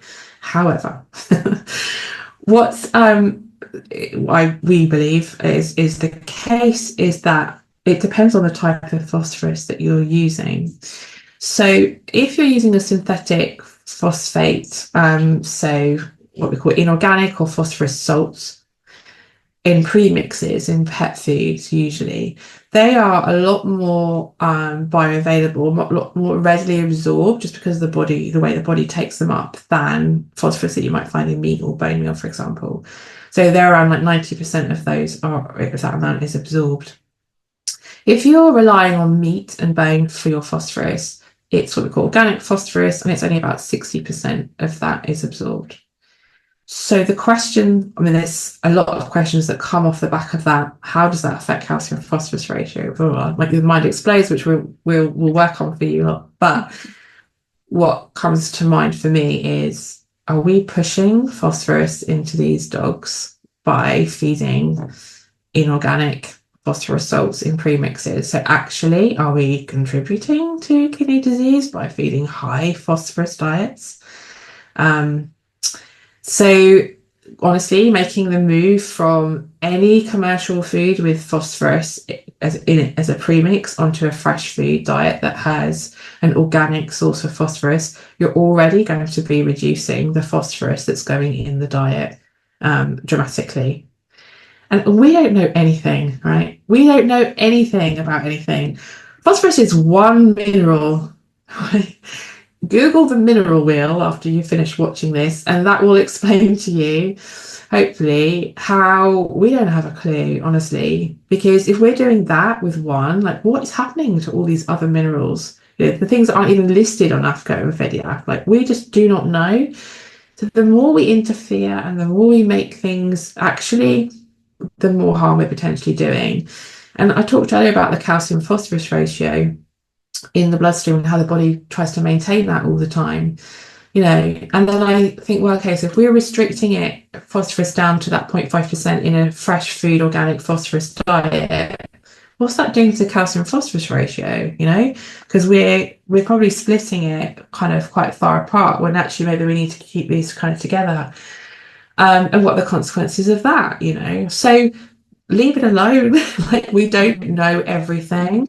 And honestly, okay, one of the biggest things is I would absolutely look at not reducing the bone meal, so or the keeping it to the lower end of phosphorus. Like you don't want to overpile a dog with phosphorus if it's entering into stage 3 and you're starting to see the phosphorus. The kidney is clearly struggling, whether it's inorganic or organic phosphorus. It's got to that point. So yeah, then we can kind of pull it back. But if you're at stage 1, okay, and you're reading that you need to lower phosphorus for kidney disease, but you've just say made the change to a fresh food from a commercial food, you're already doing that, okay? So there isn't really any need to worry about the phosphorus as an individual nutrient. Just feed an organic phosphorus source, and you know Alexa can help me do that. we can. There's ways of us helping you to do that. Don't worry about phosphorus binders. You don't need to start putting, because again, you're interfering with all that kind of mineral absorption, the bioavailability. Just make that move, and that is already going to take a significant load off of the kidney by doing that, which is wonderful. And I thank you for kind of flagging that, and you know, and that's been a really interesting and positive you know, call for fresh food again. You know, it's another really good solid scientific reason for us to stay away from synthetic premixes. Yeah, it was really interesting to me when I came across that because it was sort of the opposite in a sense of the way that we normally talk about fresh food in Yes. terms of Yeah. bioavailability, right? Like Yeah. we argue Yeah. in the fresh food world that the fresh sources are more bioavailable, and that's a good thing. But in this case, it's the inverse, and that's still a good thing. But it shows. Mhm. I remember you mentioning to us, Katie, about how you had been doing some research about where the ratio comes from for calcium to Yeah. phosphorus, and Yeah. how you actually discovered that bone is that perfect Yeah. ratio in and of Ratio. itself, Yeah. and that it speaks to like Yeah. nature already knows You. what Yeah. it's doing. We're the ones that are kind of messing it up. And it makes me think too about the conversation that I had with Dr. Tom Lonsdale, all about bones being the key to the carnivore code because of dental disease. And I asked him Mm. about kidney disease because we're often told, so if you are already feeding a fresh food diet and your dog is diagnosed with kidney disease, there's often that temptation, do I need to remove the bone? Am Yeah. I Yeah. supposed to take that out of the diet? And he was saying no. He was actually saying, and give the dog the raw meaty bone, because his concern wasn't so much about the calcium phosphorus. His concern was about keeping the teeth clean. Because Oh, when the teeth, 100%. because Mm-hmm. that dental disease, periodontal disease, puts a Mm-hmm. burden onto the Mm-hmm. kidneys. So Yeah. he was saying that's way more important than trying to mess with the calcium phosphorus numbers Mm-hmm. from the blood results. Exactly. Yeah, 100%. And that was something I thought about earlier today, that we must make sure we include that in the talk today, because heart disease and kidney disease, the data around it's human-based data, mostly around the connection between that, gum health really, and dental oral hygiene. And kidney disease is definitely a connection, So preventing, looking at prevention, Mhm. yeah, good quality bone chewing, whatever it is that works for your dog. Like not everyone wants to have their dog chewing bones, but cleaning their teeth, iodine, kelp supplements, whatever it might be, keep that clean because that is, it's emerging how relevant and important that is in senior mammals. I'm going to say, not even Right. just. Well, Yeah. exactly. Yeah, to your point, everything that we're talking about for the dogs can be applied to humans and vice versa. Like, Yeah. exactly. Yeah, yeah, Exactly. exactly. No, totally. Yeah, yeah. Yeah, so the phosphorus one is an interesting one, and I hope that really reassures people that you might want to take. So some commercial raws have quite a lot of bone. I don't know what, again, where you're listening, what you're feeding, but if just check that, you can honestly keep the bones to like 5% to hit the calcium and phosphorus ratio that we need to be getting in. Some of these companies are like 20, 25%. So Hmm. it just takes the pressure off because we're not feeding, like when we feed raw, we think we're replicating prey model. Like we think that we're doing, what nature intended, but actually it is I know it's not hugely processed, but we are manipulating what's going in. Okay, there is more carcass and bone in there because it's cheaper and then in muscle meat and the companies have you're not getting a whole lamb and proportionally putting it into an 8 to 10 tub. It's not how it works, sadly. I've worked upstairs in the raw companies enough to know that you get what comes in that week, and it isn't 5% kidney and it isn't 5% liver. It's very much a variation of that. So if you have a dog that's, you're already feeding fresh food, so your phosphorus is organic, but you might be feeding 25% bone. Let's just see if we can ease that back. Have a couple of days where you're not feeding any, kind of like bone in or whatever, however you want to do it, or find a brand that has guaranteed low bone because there are a few around over in the UK here. Yeah, just take the pressure off a little bit, make it more like it would be naturally because not a lot of rabbits are like 25% bone sort of thing. Right. So Right. yeah, Exactly. So after yeah. phosphorus, what is the next thing that you would Next consider? thing, so sodium is one that I talk about very briefly because it's really easy. It's easy as water. So, yes, sodium is in the clinical guidelines is something else that they suggest is restricted. But actually, as you'll know from formulating yourself, that when you put together a fresh food recipe, the sodium is often right on the minimal, if not low, because salt occurs really minimally in nature. And the reason that they are suggesting restricting salt is because salt is put in as a palatability enhancer into so many ultra processed kibbles. So just like the phosphorus, the natural diet and the protein, I guess, in the natural form isn't overloading with sodium. And so sodium would dehydrate the body, right? It would contribute to that kind of, the water loss and dehydration. So that's the reason they're looking at reducing it. But honestly, a fresh food diet, you rarely need to worry about it. So if you're feeding a fresh food recipe and you're adding like Himalayan salt, some of the recipes out there will do that. Maybe just reduce that to like 2 or 3 times a week. Yes, it's got some lovely properties in it, but we don't necessarily need that sodium. We Yeah. have a throat recovering from a cough. Oh, bless you. Ability. One of the things that I suggest as well is having multiple bowls of water as an option where you've got one without Mhm. salt, and then you can have a bowl of water that for your dog that you add just a pinch of salt to let them Yeah. choose. So you're not forcing it upon them in their normal water bowl. But if they do feel like because dogs are really sensitive to what it is that they need. They will seek it out. They'll self-select. So if they actually do need a little bit more salt, they will go and find that in the water, and that's a way of removing it from the food. Yeah, I also love the idea of that for these older dogs that are arthritic. Hmm. So if you've got a senior dog that's got chronic kidney disease, you having like a water bowl on the other end of the house, like it might be a bit of an effort. I can see that with my older dog, so he's 14, and I can see that sometimes, it's a deal for him to get up, right? So I want to know that he can have water there if he wants it. He can get up and go and drink it and not make that effort. So Hmm. loads of I love that. I love the idea of water buffets as well with Absolutely. like, different options in the water Yeah. to hit that button really. Yeah. exactly. I wanted to pick up on something too that you had mentioned about the microbiome, because this is something that Mhm. uh, we can all be doing to support our dogs at any stage of life, right? With Mhm. supporting the microbiome that has a real impact on kidney health. When I was doing this was actually the big focus of my research on kidney disease, because for me it feels like this is what people can do very easily is start to look at supporting the microbiome and the way that the gut, we talk about the gut brain axis a lot when we're looking at behavior with dogs, but there's a gut kidney axis, there's a gut everything axis, but there's a gut Mhm. kidney axis in which the gut and the kidneys are in conversation with one another. And we've found through research that actually one way we can help to slow down the progression of kidney disease or even prevent it if you've got Mhm. a healthy dog, to keep those kidneys healthy is to focus on supporting the microbiome. And I wondered if you could kind of touch on some of that a little bit for people and some steps they Yeah. could take. So the kind of the water, the protein, the phosphorus, and the salt are those nutrients need to be kind of moderated or controlled or understood. Okay, and then the rest of it is just what's good. Excuse me. So what can we put in that's kind of useful? So the probiotics are definitely one of those.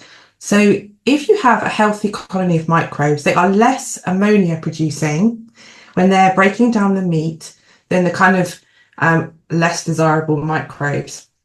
So if you don't know anything about the microbiome, I'm sure I think you did a podcast with Carol. Go watch that and Yeah. come back and listen to it afterwards. But the microbes work for us, right? They take a lot of pressure. They do so many amazing role in the body. But yeah, we definitely noticed. In fact, there's a product, I want to call it Anatole. I might have to double check my facts there. But that's got two strains of beneficial bacteria in that are designed for kidney disease, which really kind of made me chuckle because I was like, it's so funny how the pharmaceutical industry has now gone, oh, look, if we put some good bacteria in and charge you £150 for this product, it helps kidney disease. So there's even like a recognition in that world that, that actually having a beneficial microbiome takes the pressure off of the kidney. So you're eating meat, your microbiome, the microbes are breaking that down and fermenting it. And part of that fermenting process is they produce ammonia. And ammonia is then absorbed into the bloodstream, which the liver breaks down into urea, which is what you're seeing in the blood results. So if you've got these microbes that are less ammonia producing in their fermentation, then that will mean you have less ammonia and less urea. Some people talk about that microbiome is like the third kidney because it can really, really do the job for you. So 100% working on your dog's microbiome is going to absolutely take the pressure off of every organ system, but definitely. And I've felt like that's my secret weapon a lot with a lot of kidney cases because once you start talking to them, there's other kind of, oh, no, but you can't have chicken in the recipe because it's allergic to chicken. And then you think, okay, so your microbiome's not great if you've got allergies going on there. So let's work on that, get the microbes on our side, and then we can take the pressure off the kidney. And I think that is transformational, honestly, because there's so many pets out there with microbiomes that aren't optimal. And again, I don't know what you've covered in previous podcasts, but the way to do that would be fresh food because that's going to completely change the microbes that are in there.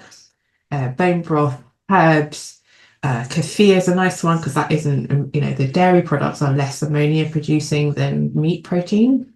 So you can add in things like kefir, live yogurt, and probiotics if you want to go down that route, pre and probiotics if you want to go down that route. So What yeah, spe- it's like what specific herbs do you like to add in? well, if you're adding them in for the microbiome, you can use like thyme and oregano. Maybe Carol touched on that when you spoke with her. They're kind of the really lovely kind of broad spectrum plant antimicrobials. For the kidney, actually nettle has Mm. really good research around reducing creatinine in human patients. So nettle seed, I think. Be really careful about that because actually when you look at the data, it's the seed, I think, that they're saying rather than because you can buy nettle leaf very readily.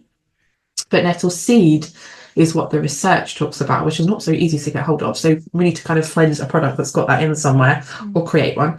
Um, so yeah, you can use that. Use those three really are kind of the top three. So the thyme and oregano will start to shape the microbiome and help act as plant antimicrobials to those more ammonia producing microbes.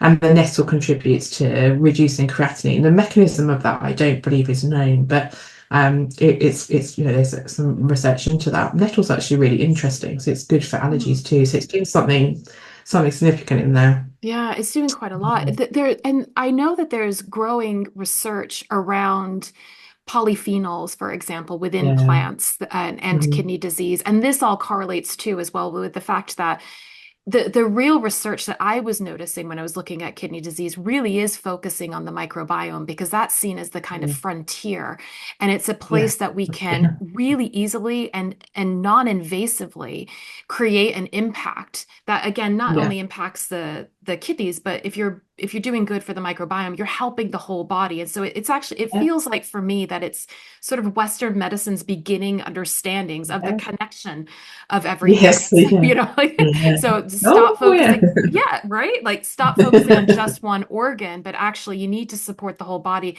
And this is our Yeah. entryway into it. But a Yeah. lot of research is starting to come out around like polyphenols as antioxidants. Like you're Yes. saying, all the good things that we would be putting into the Yes. dog anyway, Yeah. omega-3s, for example, Yeah. all of Yeah. the good Those. stuff. Yeah. And they're the two that really were left on my list. So antioxidants, vitamin E, vitamin C. So these are anti-aging. They're often used, well, I don't, but lots of people spend hundreds of pounds on cream, right?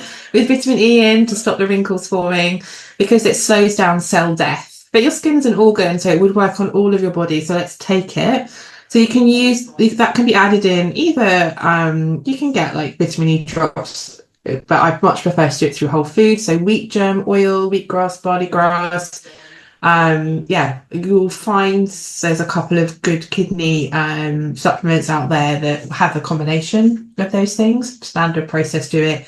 Kidney Gold, I think it's called Phytopet. So loads of antioxidants. That's if you've got a senior dog and you're starting to see some kidney issues or you wanted to prevent them. Yeah, antioxidants hugely.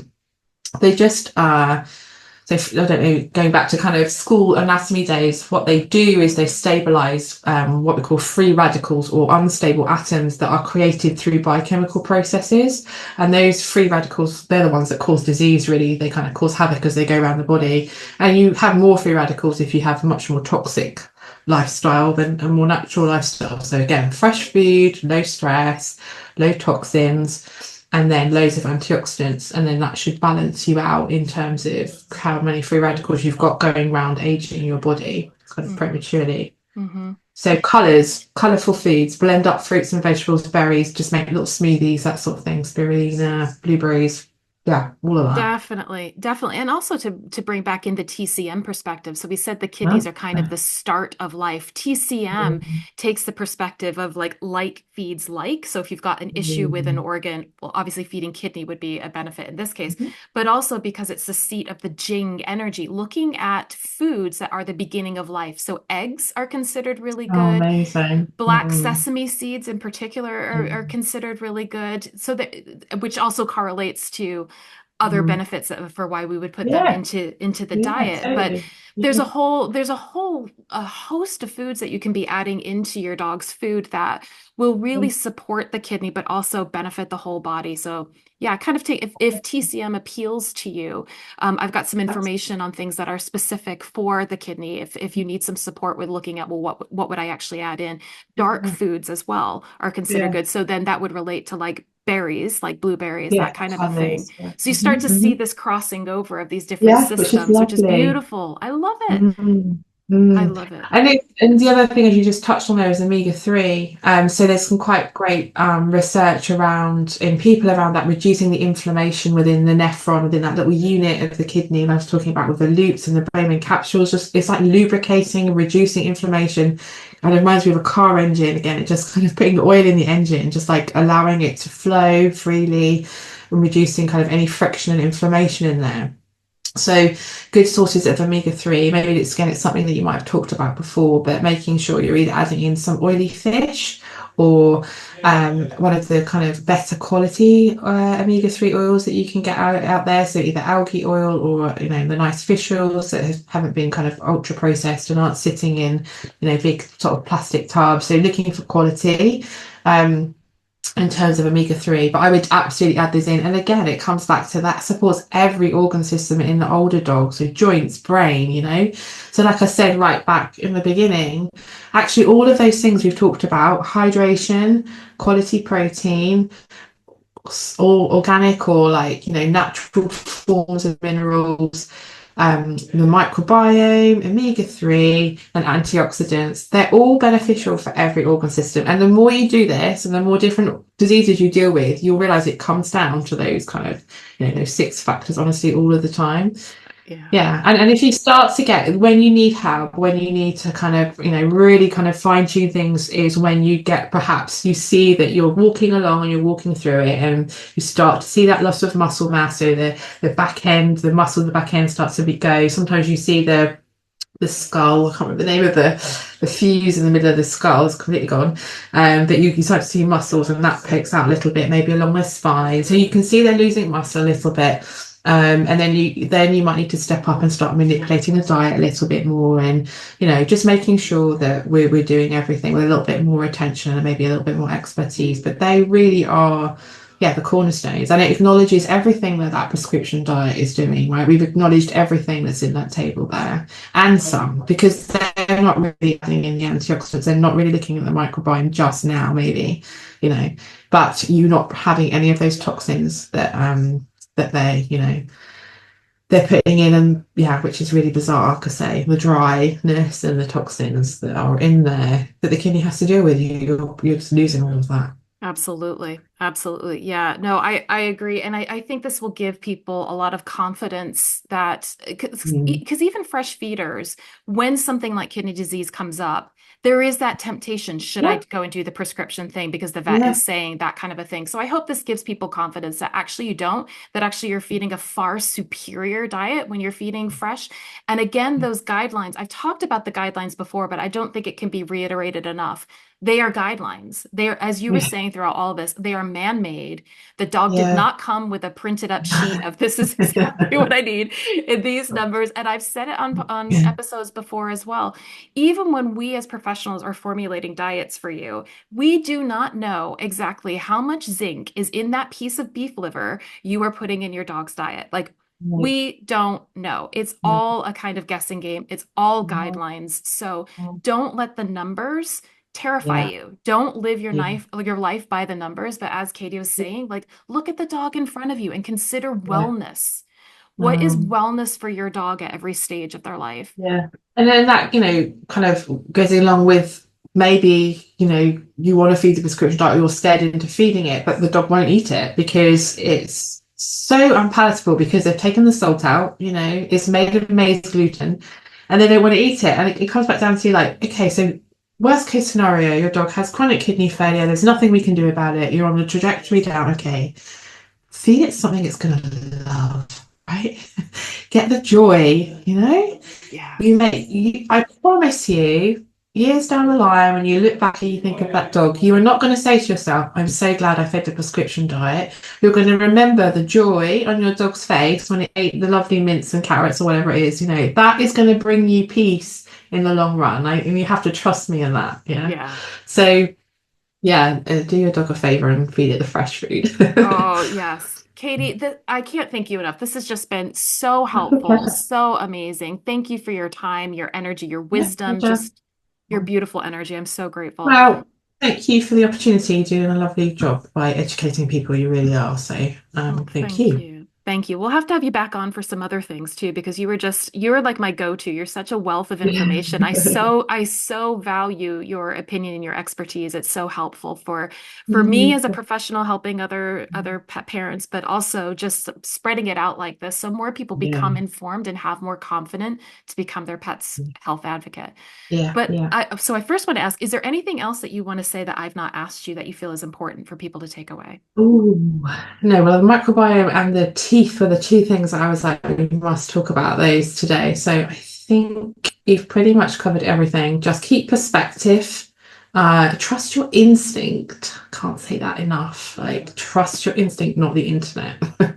If it doesn't feel right, then don't do it. And that's, Yeah. 'cause I don't want, no regrets, Right. do what's right. And that's the most important take home message. Great. I think you can come up with a whole t-shirt line with that, trust your instinct, not the internet. I think that's the next phase.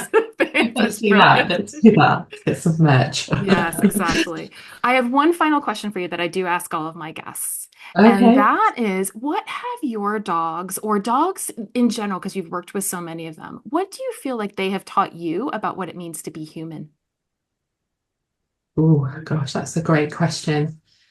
Um, I now think about it's really funny because I don't think about my current dogs. I always think about that first dog, Bonnie, that went on the street. And what it means to be human is that we need to stop being so ignorant. Okay, so she held a mirror up to me. That little dog was shouting her head off. I'm bored. I'm lonely. I'm stressed. And all we did was go, be quiet, shut up, get in your bed, like go home, go away. Like you're being an inconvenience and an annoyance. And so it kind of, yeah, I guess, which is really negative, isn't it? But it just taught me that I stood there and watched everybody thinking that that was okay. And actually, we need to start looking and listening, you know. And actually, I see that in horses too. We do not listen. We do not listen. So we need to slow down and listen, turn the volume down. That's what I think that dog definitely taught me, was to stop and look and listen. Yeah, and they're an amazing addition to our lives, and we use them a lot for what we need. They're there to fill a hole for us often, and yeah, how fair is that? So yeah, that's kind of how I feel about that. I love that. Thank you for sharing that. I think that's so wise and it's so true. And, my hope is with not only with the podcast, with what I'm doing, but more and more of these conversations coming into the mainstream, that maybe we actually can start to look at things from another species perspective Yeah, and learn from them and not kind of consider ourselves as the dominant yeah, species and that they need to fit into our lives, but actually like, how do we support one another? yeah. That would be It's a so nice thing. it's really ugly, actually, humankind. There's a lot of lovely people, and like I said to you before, like it's lovely now there is a community because it makes you realize you're not alone in that thinking. But we're kind of few and far between, and there's a lot of people that don't see the world like that. There's people on this planet that think dogs don't have emotions. I mean, that's bonkers. But there's literally people that argue that do dogs have? That's an argument that goes on. And I'm thinking, how can you be so ignorant to think Mhm. that something isn't frightened or happy? We need to, they talk to us the whole time. They're communicating with us the whole time. We just choose to listen or not. Right. Um, I it's agree. yeah, interesting. I agree. Thank you so much, Katie. I'm so grateful for this. And we Pleasure. definitely have to have you back and have more conversations like this. Pleasure. Yeah, definitely. Definitely. Thank you for having me. Thank you. Thank you so much for joining me in my conversation with Katie McCaul. I hope this episode clarified any questions that you might have had about kidney disease and how to support your dog through diet. You can learn more about Katie and how to work with her to support your dog by visiting her website. You can learn more about Katie and how to work with her to support your dog by visiting her website, mypetdiet.co.uk, and also her Facebook page, The Pet Diet. I've left this info, as well as the link to the International Renal Interest Society that Katie mentioned, in the show notes. If you do have a dog with kidney disease and you'd like some more information on anything that Katie and I went over, including my resource on my favorite kidney disease supports from a TCM perspective, please reach out. Or if you need some more personalized guidance and hand-holding to put together a nutrition and well-being plan using fresh food for your dog with kidney disease, and you'd like my help, send me a DM on Instagram at Mystic Dog Mama, or contact me on my website, mysticdogmama.com, and let me know what's going on with your dog, and I'll be happy to talk about ways that I might be able to support you. And I'd love to know what other health challenges or topics you'd like me to dive into when it comes to nourishing your dog and yourself, mind, body, and soul. Let me know. You can leave me a note in the comments, DM me on Instagram at mysticdogmama, or contact me through my website, mysticdogmama.com. Finally, if you're enjoying the podcast and haven't done so already, I would be so grateful if you would consider liking, subscribing, and leaving a review. This really helps me to know what you're enjoying, and it also helps other Mystic Dog Mamas and Papas who are looking for help and support to find the podcast and this beautiful community that we're creating together. Okay, until next time.